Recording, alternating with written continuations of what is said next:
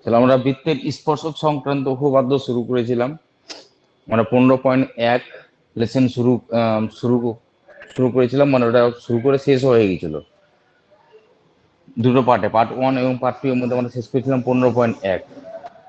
15.2 আমরা শুরু করেছি, শুরু করে পার্ট 1 এবং পার্ট 2 হয়েছে। আজকে আমাদের পার্ট 3 শুরু হবে। পার্ট 2 আমরা লাস্ট করেছিলাম কত, 213 পেজ অবধি।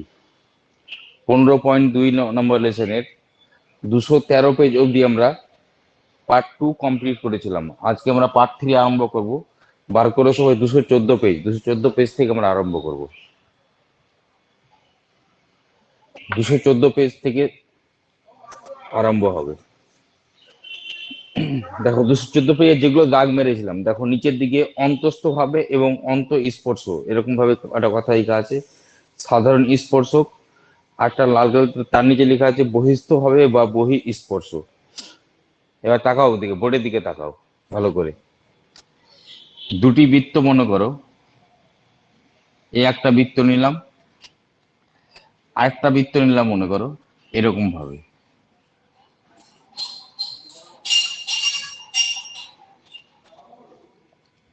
তাহলে এখানে দুটি বৃত্ত পরস্পরকে, মানে একজন আরেকজনকে কি করেছে বলো, স্পর্শ করেছে এবং টাচ করে গেছে। যদি এরকম হয় তাহলে এটাকে তোমার বলা হয় না, এটা কি, এটাকে তোমার স্পর্শ করেছে বলা হয় না, কি করেছে, ছেদ করেছে। যদি ছবিটা এরকম হতো তাহলে কি বললাম, দুটি বৃত্ত পরস্পরকে ছেদ করেছে। ছেদ করা মানে একজন আরেকজনকে পুরো ভেদ করে চলে যাওয়া, মানে ফুটো করে চলে যাওয়া এরকম ভাবে। কিন্তু স্পর্শ করা মানে শুধুমাত্র টাচ করে গেছে। তাহলে এটা টাচ করেছে কোথায় বলো, ভিতর দিকে। একটা বৃত্ত আরেকটা বৃত্তকে টাচ করে গেছে বা স্পর্শ করেছে কোন দিকে, ভিতর দিকে। সেজন্য বলা হয় দুটি বৃত্ত পরস্পর কি করেছে, অন্তস্থ ভাবে স্পর্শ করেছে। সেটাকে বলা হয় অন্তস্থ স্পর্শ। আর বহি স্পর্শ কোনটা, এই একটা বৃত্ত আরেকটা বৃত্ত যদি বাইরের দিকে টাচ করে যায় এরকম ভাবে, তবুও কিন্তু বলা হয় দুটি বৃত্ত পরস্পর কি করেছে, এটা অন্তস্থ না, এটা কি বহি স্পর্শ করেছে। তাহলে দেখো এবার দুটি বৃত্ত যে পরস্পরকে স্পর্শ করেছে, অন্তস্থ স্পর্শ হোক বা বহি স্পর্শ হোক, মনে করো এখানে নিলাম পি বিন্দু আর এখানে নিলাম মনে করো পি বিন্দু। তো দুটি বৃত্ত মনে করো পরস্পরকে পি বিন্দুতে অন্তঃস্থ স্পর্শ করেছে, আর এখানে দুটি বৃত্ত পরস্পরকে পি বিন্দুতে বহি স্পর্শ করেছে। তাহলে যে বিন্দুতে স্পর্শ করে সেই বিন্দুটাকে আমরা কি বলি, সেই বিন্দুটাকে বলা হয় স্পর্শ বিন্দু বলা হয়। যে বিন্দুতে স্পর্শ করে সেই বিন্দুটাকে কি বিন্দু বলা হয় বললাম, স্পর্শ বিন্দু বলা হয়। এবার দেখো এখানে এই স্পর্শ বিন্দুতে আমরা একটা স্পর্শক নিতে পারবো। এরকম ভাবে নাম দিলাম মনে করো এ বি। তাহলে এ বি একটা স্পর্শক। তাহলে এই এ বি স্পর্শকটা ছোট বৃত্তরও হবে, আবার দেখো বড় বৃত্তরও হবে, মানে কমন দুটোরই যদি হয় তার মানে স্পর্শকটা কি বললাম, ছোট বৃত্তরও আছে বড় বৃত্তরও আছে। তাহলে একটা স্পর্শ যদি দুটো বৃত্তরই হয় তো সেটাকে আমরা কি বলি, সেটাকে বলা হয় সাধারণ স্পর্শক। ক্লিয়ার হয়েছে না হয়নি? তাহলে কি বললাম, সাধারণ স্পর্শ। সাধারণ মানে কমন। তো এখানে আমি একটা স্পর্শক পাবো, এই যে বিন্দুতে বহি স্পর্শ করে সেখানে আমরা একটা স্পর্শক পাবো। তাই এটাকে আমরা বলতে পারি কি, সাধারণ স্পর্শক। এটার নাম যদি আমরা দিই এক্স ওয়াই, তাহলে এক্স ওয়াইটাও হলো একটা সাধারণ স্পর্শক। ক্লিয়ার হয়েছে আশা করি? আশা করি বুঝতে কার কোনো সমস্যা হয়নি। তার মানে এক কথায় দুটি বৃত্ত যদি পরস্পরকে স্পর্শ করে, সেই স্পর্শটা বহি স্পর্শ হতে পারে বা অন্তঃস্পর্শ হতে পারে, তাহলে সেই স্পর্শ বিন্দুতে আমরা একটা সাধারণ স্পর্শক পাই। সেই স্পর্শকটা দুটো বৃত্তরই হয়, মানে উভয় বৃত্তরই হয়, সেটা ওটাকে বলা হয় সাধারণ স্পর্শক। এবার সাধারণ স্পর্শককে আমরা ভাগ করতে পারি দু রকম ভাগে। সাধারণ স্পর্শককে আমরা ভাগ করতে পারি দু রকম ভাগে। কি কি ভাগে? সাধারণ স্পর্শককে ভাগ করা যায় বললাম দু রকম ভাগে। একটা হয় সরল সাধারণ স্পর্শক, আর একটা হয় তির্যক সাধারণ স্পর্শক। তো সাধারণ স্পর্শককে কভাবে ভাগ করা যায় বললাম দুভাগে। একটা বললাম সরল সাধারণ স্পর্শক, আরটা কি হয় বললাম, আরটা হয় তির্যক সাধারণ স্পর্শক। এখানে কিন্তু আমি দুটোই এঁকেছি, সরল সরল আঁকা আছে, তির্যক আঁকা আছে, কিন্তু কোনটা সরল সাধারণ স্পর্শক আর কোনটা তির্যক সাধারণ স্পর্শক এবার আমাদেরকে চিনতে হবে। এবার দেখো এদিকে, আমি প্রথমে বলি সরল সাধারণ স্পর্শক সম্বন্ধে। তাহলে সরল সাধারণ স্পর্শক কাকে বলা হয়? যদি দুটি বৃত্ত, মানে যদি এরকম ভাবে মানে স্পর্শ যদি করে, কিরকম হয়, বহি স্পর্শ নাহলে অন্তঃস্পর্শ। তো যদি দুটি বৃত্ত পরস্পরকে স্পর্শ করে, আর স্পর্শকে যদি একই দিকে দুটো বৃত্ত থাকে, স্পর্শকের একই দিকে, হয় বাম দিকে না হলে ডান দিকে, দুটোই কিন্তু একই দিকে হতে হবে। তাহলে দুটো বৃত্তকে যদি স্পর্শকের একই দিকে থাকে, তাহলে সেই স্পর্শকটাকে বলা হয় সরল সাধারণ স্পর্শক। তাহলে বলো এবিটা কি ধরনের স্পর্শক? তাহলে এটাকে আমরা বলতে পারি সরল সাধারণ স্পর্শক।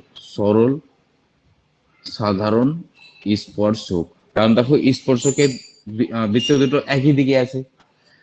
আর তির্যক কাকে বলা হয়? যদি একটা বৃত্ত স্পর্শকের একদিকে থাকে আর আরেকটা বৃত্ত যদি স্পর্শকের অপর দিকে থাকে, তাহলে সেই স্পর্শকটাকে আমরা বলতে পারি তির্যক সাধারণ স্পর্শক। তাহলে নিশ্চয়ই এখানে এক্স ওয়াইটা হবে, তাহলে এটাকে আমরা বলতে পারি কি ধরনের স্পর্শক? তির্যক সাধারণ স্পর্শক। ক্লিয়ার হয়েছে না হয়নি? তাহলে সরল সাধারণ স্পর্শক এবং তির্যক সাধারণ স্পর্শক আশা করি সবার বুঝতে সমস্যা হয়নি, ক্লিয়ার হয়েছে। দেখো তারপরের পেজে আছে 215 পেজে ওপর দিকে সরল সাধারণ স্পর্শক এবং তির্যক সাধারণ স্পর্শক, একটু রিডিং মেরে দেখে নাও যেটা বুঝতে পারছো কিনা। তো সরল সাধারণ স্পর্শক একই পাশে বৃত্ত দুটি অবস্থিত হলে, সাধারণ স্পর্শকের একই পাশে বৃত্ত দুটি অবস্থিত হলে স্পর্শকটিকে বলা হয় সরল সাধারণ স্পর্শক। আর কি বলছে, এবং সাধারণ স্পর্শকের বিপরীত পাশে বৃত্ত দুটি অবস্থিত হলে স্পর্শকটিকে বলা হয় তির্যক সাধারণ স্পর্শক। ক্লিয়ার হয়েছে? এবার চলে এসো 214 পেজে, দেখো 8 নম্বর হলুদ কালার একটা পয়েন্ট আছে, ওখানে চারটা ছবি দেওয়া আছে। 10 নম্বর ছবি, 11 নম্বর ছবি, 12 নম্বর ছবি এবং 13 নম্বর ছবি। তাহলে এখানে যে ছবিগুলো দেওয়া আছে সেটা বলো এখান থেকে দেখে। আমি এখানে ছবি রাখি তাহলে তোমাদের ক্লিয়ার হয় বুঝাতে, কারণ এখান থেকে শর্ট কোশ্চেন জিজ্ঞেস করে। কিরকম ভাবে জিজ্ঞেস করে সেটা বলে দিচ্ছি আমি। তার আগে আমরা চিনি যে এখানে কোনটা সরল সাধারণ স্পর্শক আর কোনটা তির্যক সাধারণ স্পর্শক, এই ছবির মাধ্যমে চিনবো আমরা। তো 10 নম্বর ছবিতে তোমার দেওয়া আছে এরকম ভাবে একটা ছবি দেওয়া আছে।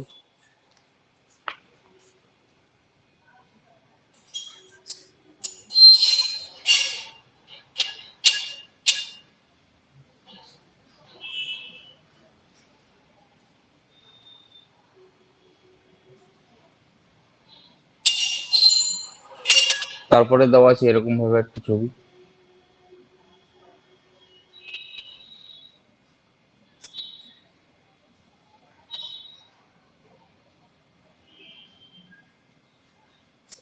এটা মনে করো 10 নম্বর ছবি। এটা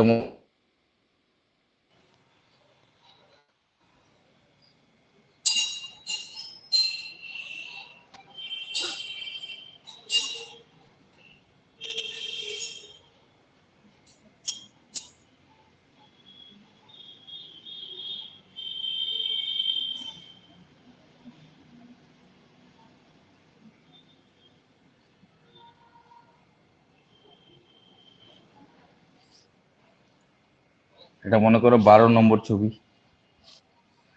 একটা আছে 13 নম্বরে।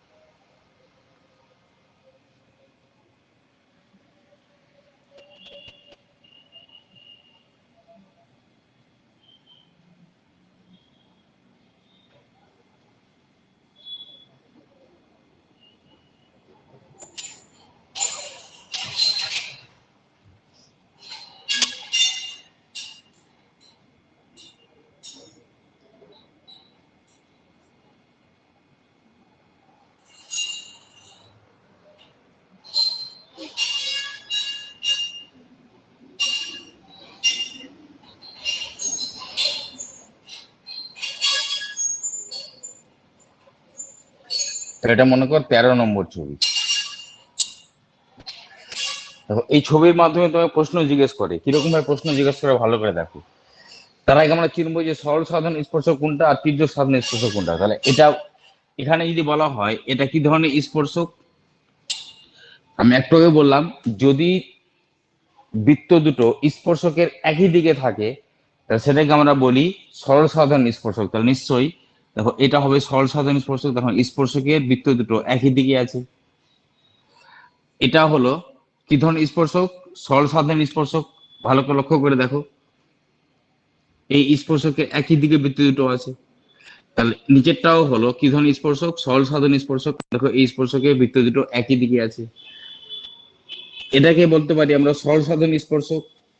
বৃত্ত দুটো একই দিকে আছে, তাহলে এটাকে আমরা বলতে পারি কি ধরনের স্পর্শক, সরল সাধারণ স্পর্শক। বৃত্ত দুটো একই দিকে আছে স্পর্শকের, কিন্তু এটাকে আমরা বলতে পারি কি ধরনের স্পর্শক, এটা তোমার তির্যক সাধারণ স্পর্শক, কারণ স্পর্শকের একদিকে বৃত্ত একটা আর দিকে বৃত্ত একটা।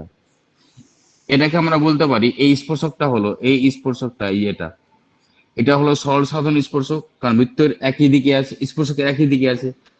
একই রকম ভাবে নিচেরটাও হবে সরল সাধারণ স্পর্শক, কারণ বৃত্ত দুটো স্পর্শকের একই দিকে আছে। আর এটাকে বলতে পারি আমরা তির্যক সাধারণ স্পর্শক, কারণ স্পর্শকের একটা এদিকে আছে আর একটা বৃত্ত এদিকে আছে। তাহলে এটাও হবে তির্যক সাধারণ স্পর্শক, একটা এদিকে আছে স্পর্শকের, একটা স্পর্শকের ওইদিকে আছে। আমরা চিনতে শিখলাম যে কোনটা সরল সাধারণ স্পর্শক এবং কি বলো কোনটা তির্যক সাধারণ স্পর্শক। এবার এখানে প্রশ্ন করা হয়, দেখো যে এখানে চারটা ছবি আছে কিনা, 10, 11, 12, 13, কিরকম ভাবে প্রশ্ন করে দেখো, তোমার প্রশ্ন করা হবে এরকম ভাবে। তাহলে এখানে দুটি বৃত্ত কি করেছে, পরস্পরের কি করেছে, পরস্পরকে অন্তস্থ ভাবে স্পর্শ করেছে।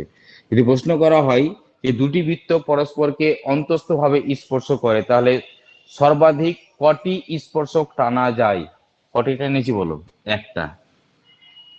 প্রশ্ন কি বললাম, প্রশ্ন বললাম এরকম যে যদি দুটি বৃত্ত পরস্পরকে অন্তস্থ ভাবে স্পর্শ করে তাহলে কটি স্পর্শক টানা যায়, কটি টানা যায়, একটি টানা যায়।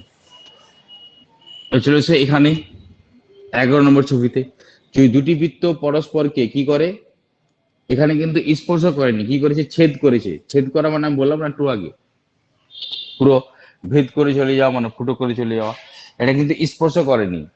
কত 11 নম্বর ছবিতে স্পর্শ করেনি, কি করেছে, এটা ছেদ করেছে। তো যদি দুটি বৃত্ত পরস্পরকে ছেদ করে তাহলে সর্বাধিক কটি স্পর্শক টানা যায়, দুটি স্পর্শক টানা যায়। এখানে পেলাম একটি, এখানে কটি, এখানে দুটি। যদি দুটি বৃত্ত পরস্পরকে কি করে বললাম, ছেদ করে, তাহলে সর্বাধিক কটি স্পর্শক টানা যায়, দুটি স্পর্শ টানা যায়।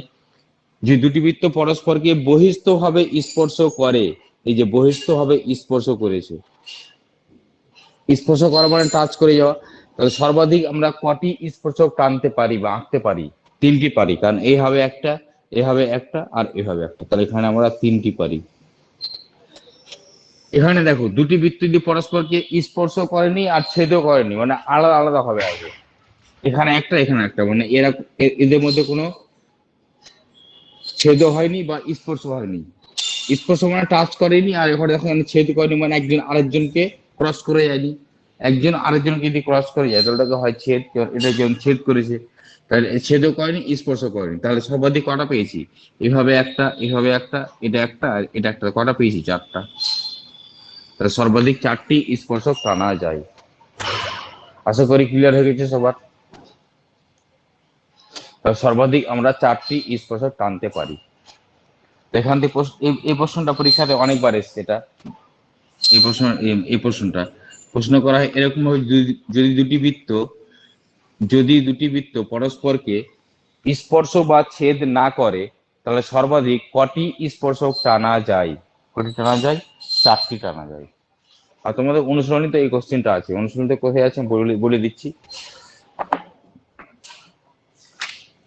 15.2 বার করে অনুশীলনী, 15.2 এর 219 পেজের সি এর 2 নম্বরটা, শূন্যস্থান পূরণ করি সি এর 2 নম্বরটা বার করে সবাই, 219 পেজ, শূন্যস্থান পূরণ করি সি এর 2 নম্বরটা।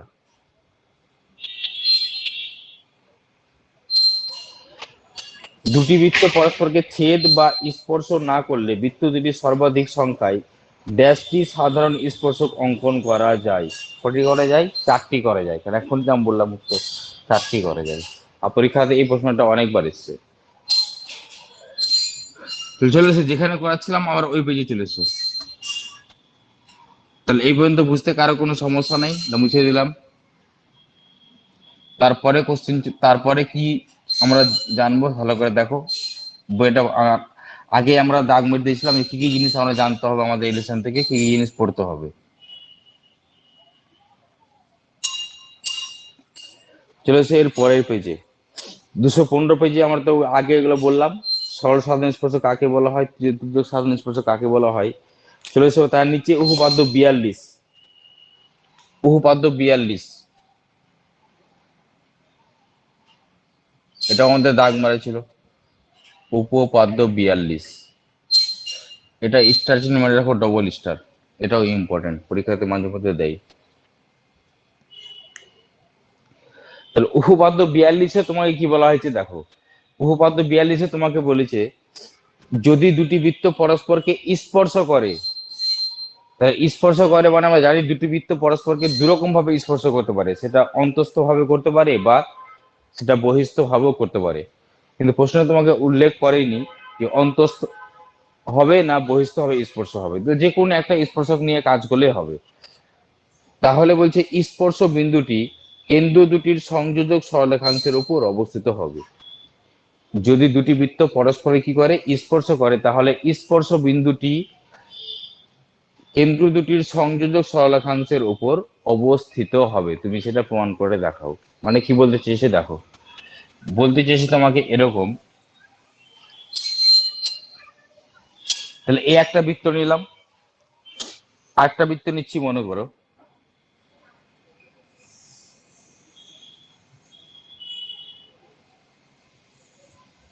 এই একটা বৃত্ত নিলাম। তাহলে এর কেন্দ্রগুলো মনে করলাম, এর কেন্দ্র মনে করলাম এ, আর এর কেন্দ্র মনে করলাম বি। তাহলে এ কেন্দ্রবৃত্ত আর বি কেন্দ্রবৃত্ত মনে করো পরস্পরকে কি করেছে, এটা অন্তস্থ হবে না বহিস্থ হবে? বহিস্থ হবে, স্পর্শ করেছে। কোন বিন্দুতে? যে বিন্দুতে স্পর্শ করে সেই বিন্দুটার নাম দিলাম মনে করো পি বিন্দু। এই বিন্দুটার নাম দিলাম মনে করো পি বিন্দু। এই যে এখানে একটা বিন্দু আছে, এর নাম দিলাম মনে করো, ওটাকে স্পর্শ বিন্দু বলা হয়। আমি আবার বলছি দুটি বৃত্ত পরস্পরকে, এ কেন্দ্রবৃত্ত ও বি কেন্দ্রবৃত্ত পরস্পরকে পি বিন্দুতে বহিস্থ ভাবে স্পর্শ করেছে। তাহলে ছবিটা এরকম হতে পারে বা ছবিটা এরকম হতে পারে। তাহলে যে কোনো একটা ছবি নিয়ে অঙ্ক করলে হবে, এমন না তোমাকে এটা দেখাতে হবে এটা দেখাতে, যে কোনো একটা নিয়ে করলে হবে। তাহলে এটা নিয়ে আমি দেখাচ্ছি, এটা এটা নিয়ে আমি দেখাচ্ছি না, যে কোনো একটা ছবি নিয়ে অঙ্কটা করলেই হবে। এটা মুছে ফেললাম, এটা নিয়ে দেখানো দরকার নাই, যে কোনো একটা নিয়ে দেখাবো।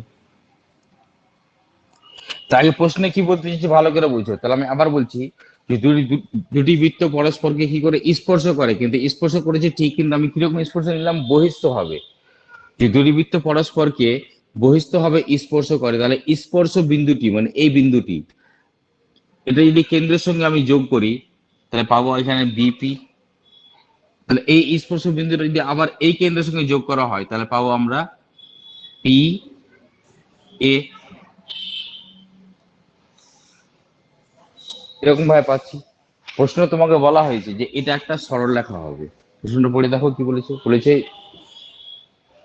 তাহলে স্পর্শ বিন্দুটি কেন্দ্র দুটির সংযোজক সরলরেখাংশের উপর অবস্থিত হয়। মানে এই তিনটা বিন্দু পেলাম এ পি বি, তাহলে এই তিনটা বিন্দু কি হবে, একই সরলরেখার উপর অবস্থিত হবে। তাহলে একই সরলরেখার উপর অবস্থিত হওয়া মানে সেটাকে কি বলা হয়, সমরেখ বলা হয়। তার মানে তোমাকে সমরেখ প্রমাণ করতে হবে। কে?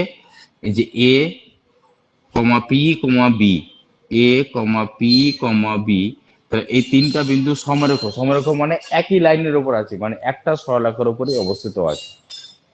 মানে একটা সরলরেখা দেখাতে হবে তোমাকে। আশা করি এই পর্যন্ত প্রশ্নটা বুঝতে কারো কোনো সমস্যা হয়নি।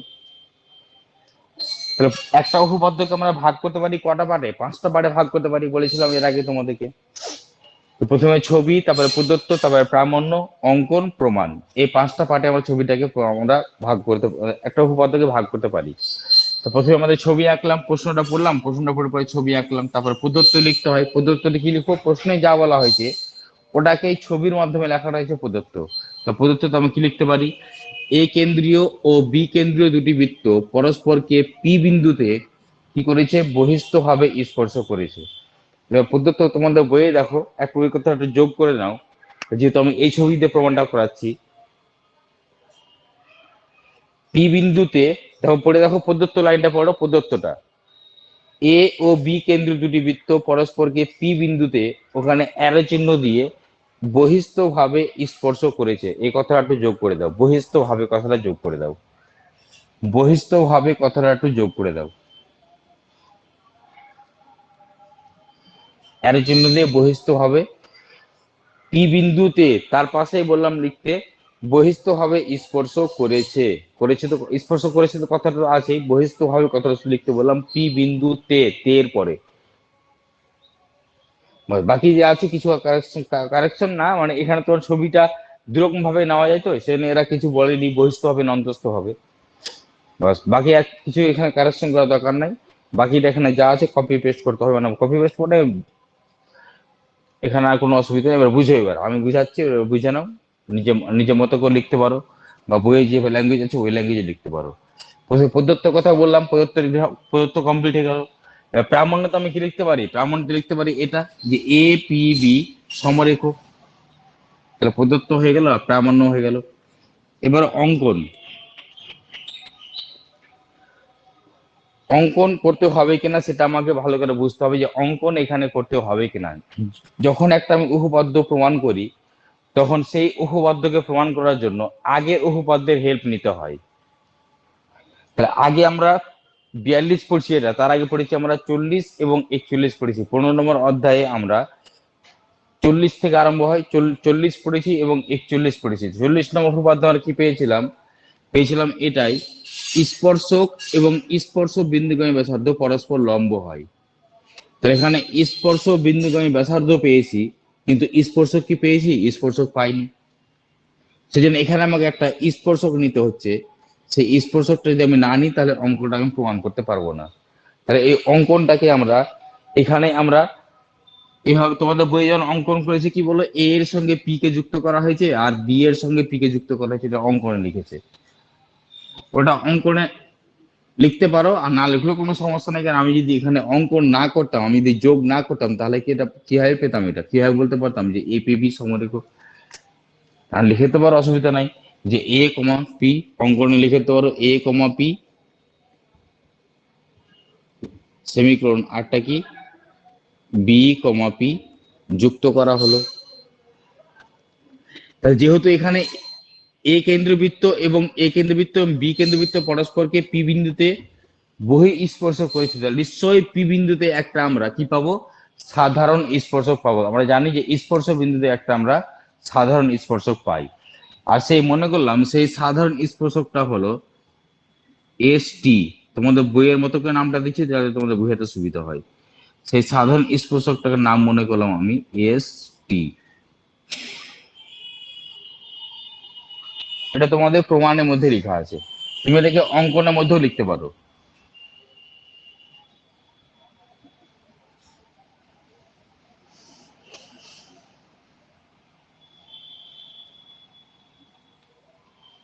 আমি আবার বলছি, যেহেতু এ কেন্দ্রবৃত্ত এবং বি কেন্দ্রবৃত্ত পরস্পরকে কি বলেছে, বহিস্থভাবে স্পর্শ করেছে, নিশ্চয় এই স্পর্শ বিন্দুতে আমরা একটা সাধারণ স্পর্শক পাবো।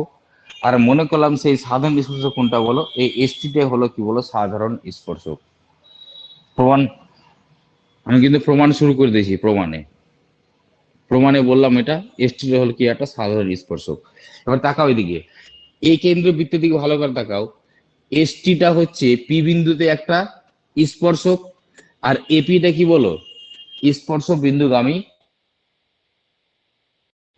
অনুযায়ী কি বলতে পারি, যে এখানে এপিটা হবে লম্ব কার উপর, স্পর্শকের উপর লম্ব হয়।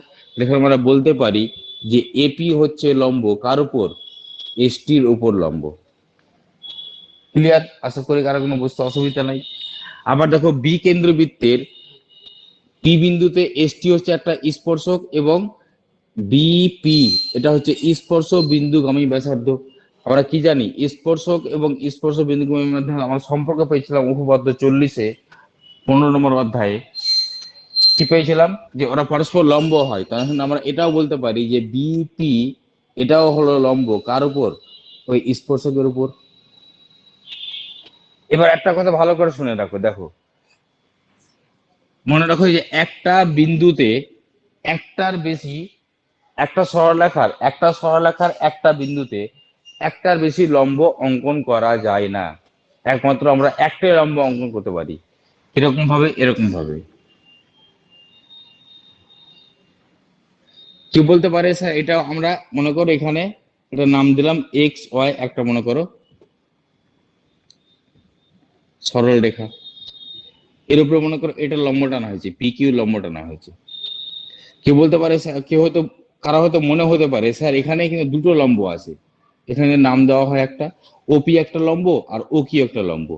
না, এই দুজন মিলে কিন্তু একটা সরলরেখাকে বোঝাচ্ছে, সেজন্য এখানে দুটো লম্ব নয়, একটাই লম্ব। তার মানে আমরা কি বললাম যে একটা সরলরেখার একটা বিন্দুতে কি বললাম, একটির বেশি লম্ব অঙ্কন করা যায় না। তার মানে এই টোটালটাই কিন্তু একটাই সরলরেখা, টোটালটা একটা সরলরেখা, একটাই লম্বকে বোঝাচ্ছে।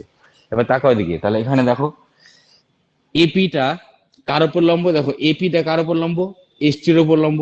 আবার দেখো বিপিটা কার উপর লম্ব, এসটির উপর লম্ব। আমরা একটু আগে বললাম যে একটা সরলরেখার একটা বিন্দুতে কটি লম্ব অঙ্কন করা যায়, একটাই লম্ব অঙ্কন করা যায়। তা নিশ্চয়ই এপি আর বিপি তাহলে টোটালটা একটাই লম্ব হবে, কারণ দেখো দুজনেই লম্ব না, দুজনে তো এসটির উপর লম্ব, এপিও হচ্ছে এসটির উপর লম্ব, আবার বিপিও হচ্ছে এসটির উপর লম্ব।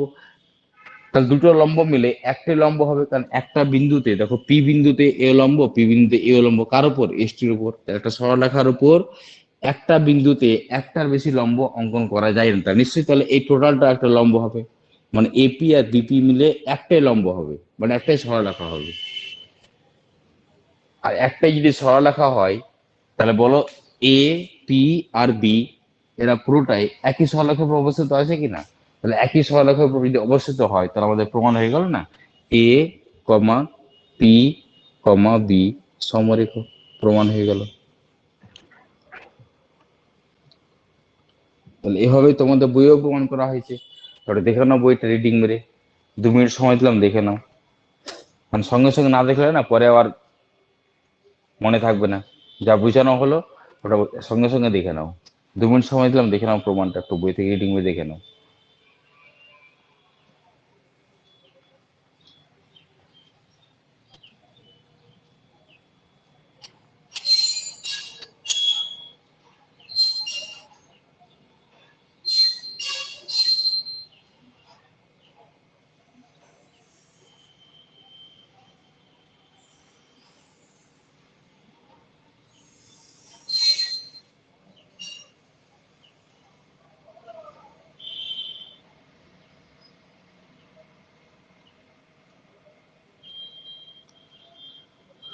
অনলাইনে যারা আছো বলো, বুঝতে পেরেছো না পারোনি বলো, যে কোনো একজন বলো বুঝতে স্যার পেরেছো না পেরেছি। পারোনি। কোনো অসুবিধা স্যার নাই। পারছি।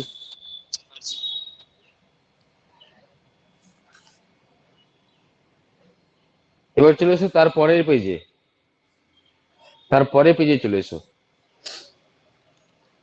216 পেজ বার করো।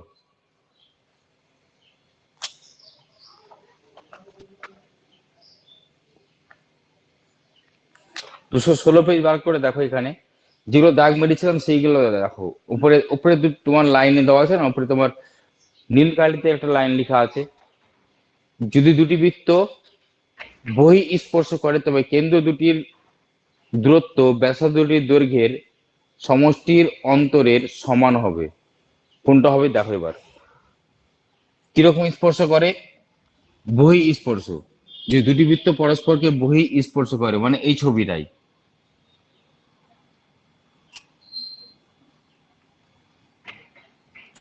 দেখো দুটি বৃত্ত পরস্পরকে মনে করো বহিস্থ ভাবে স্পর্শ করে, তার কেন্দ্র দুটির দূরত্ব মানে কি, কেন্দ্র দূরত্ব মানে এই কেন্দ্র থেকে এই কেন্দ্র দূরত্ব।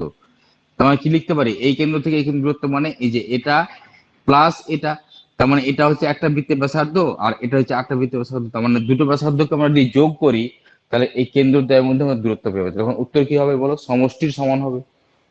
উত্তর হবে সমষ্টির সমান হবে। একই রকম ভাবে যদি অন্তস্থ ভাবে স্পর্শ করে, যে দুটি বৃত্ত পরস্পরকে অন্তস্থ ভাবে স্পর্শ করে, তাহলে কেন্দ্র দুটির মধ্যে দূরত্ব, এটা মনে করে কেন্দ্র একটা এখানে কেন্দ্র আছে, ছোট কোটি বৃত্তটাকে মনে করো ছোট বৃত্তের কেন্দ্র এখানে, বড় বৃত্তের কেন্দ্র এখানে, তাহলে কেন্দ্র দুটির দূরত্ব মানে এখান থেকে এইটুকুটা। আচ্ছা, এখান থেকে এইটুকু হলো বড় বৃত্তের ব্যাসার্ধ, আর এখান থেকে এটা হলো ছোট বৃত্তের ব্যাসার্ধ। তাহলে বড় বৃত্তের ব্যাসার্ধ থেকে আমি যদি ছোট বৃত্তের ব্যাসার্ধ বাদ দিই, তাহলে কেন্দ্রদ্বয়ের দূরত্ব পেয়ে যাবো কিনা, এখান থেকে এইটুকু দূরত্ব পেয়ে যাবো কিনা। তার মানে এখানে কি করতে হবে বলো, বিয়োগফল, মানে অন্তরফল। অন্তর মানে বড় থেকে ছোট বিয়োগ। মানে দুটি বৃত্ত কখন যোগ করবো, যে দুটি বৃত্ত পরস্পরকে যদি কি করে বহিস্থ হবে স্পর্শকর, তাহলে কেন্দ্র দুটির মধ্যে দূরত্ব হয় ব্যাসার্ধ দ্বয়ের সমষ্টির সমান। আর যে দুটি বৃত্ত পরস্পরকে অন্তঃস্থ ভাবে স্পর্শ করে, তাহলে কেন্দ্র দ্বয়ের মধ্যে দূরত্ব হয় ওদের অন্তরফলের সমান। দাগ মেরে দেওয়া ওখানে লেখা আছে, তাহলে কি হবে, এপি মাইনাস এ কিউ হবে। এখানে বক্স করা আছে পাশের চিত্রে, পি কিউ সমান কি লেখা যায়, এপি মাইনাস এ কিউ। আর এই দুটো লাইন মনে রাখো ভালো করে, কারণ এই দুটো লাইন দিয়ে আমাদের শর্ট কোশ্চেন জিজ্ঞেস করে। এই দুটো লাইন দিয়ে আমাদেরকে শর্ট কোশ্চেন জিজ্ঞেস করে।